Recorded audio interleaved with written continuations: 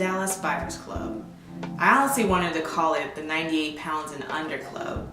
Seriously, everyone was skeletal in this movie, and I know, there's the AIDS thing, but seriously, I've never wanted to give so many people free hamburgers in my life. Jesus. So skinny. Anyway, Dallas Buyers Club. Let's get into it. So this is definitely an actor's movie. It's about a man, a bull of a man, who drinks and has sex with women and lives life kind of on the edge and nothing gets in his way. But then he discovers he has AIDS, and that kind of gets in his way. And at this period of time when the movie takes place, it's in Dallas, kind of like in the deep south, and when they hear that someone has AIDS, they just think, well, that's because someone's a homosexual. And when the main character discovers that he has AIDS himself, it's a shock. You know, his friends look at him differently, his life changes drastically, he's given a certain amount of time to live, and we watch his journey, and it's a really great movie. I really enjoyed it. Matthew McConaughey definitely deserves his Golden Globe win for Best Actor. This is the best I've seen him so far. He just owned the role, he became this character, and it's almost scary to think that he got this skinny in real life, because I know he's playing a character that has AIDS and he's becoming really skinny and like sickly looking, but he had to get that way in real life, and it was kind of hard to watch sometimes, but he really embraced this role and just like, he owned this movie. He was in it like 80% of the time and he did amazing. This is the best I've seen Matthew McConaughey, hands down.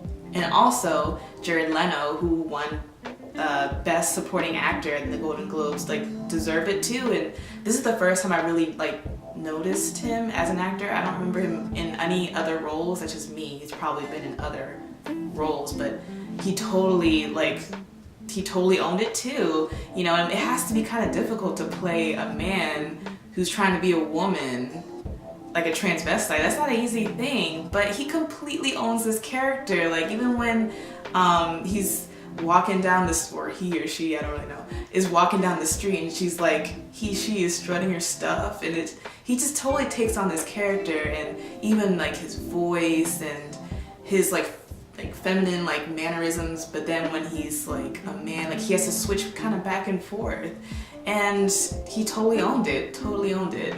Jennifer Garner, she did good. She was good for this role, and she did really good as well.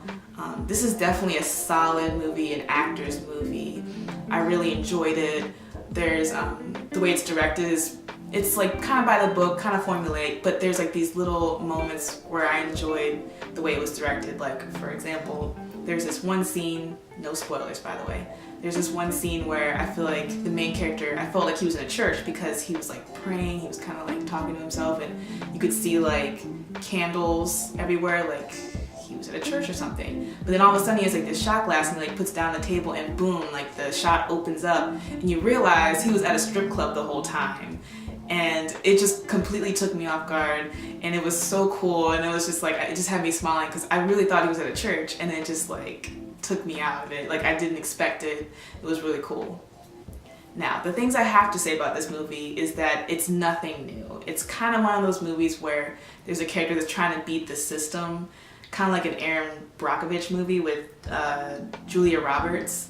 That kind of movie where it's like this character who's, you know, not as smart as the doctors and the lawyers and all that in the beginning, but they really like research and they're kind of rough around the edges, but then they prove themselves and they really try to like, you know, beat the system.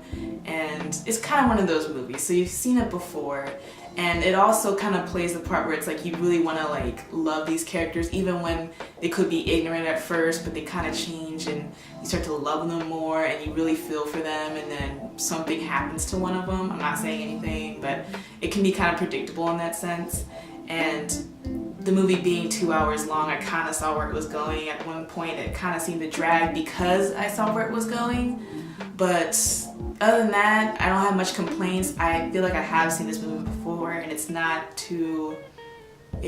like revolutionary or anything. It's a basic movie, but it's solid, and the acting in it is so good. It's what makes this movie, and I totally give Dallas Buyers Club a thumbs up. I enjoyed it. It was a good movie, and you should watch it too.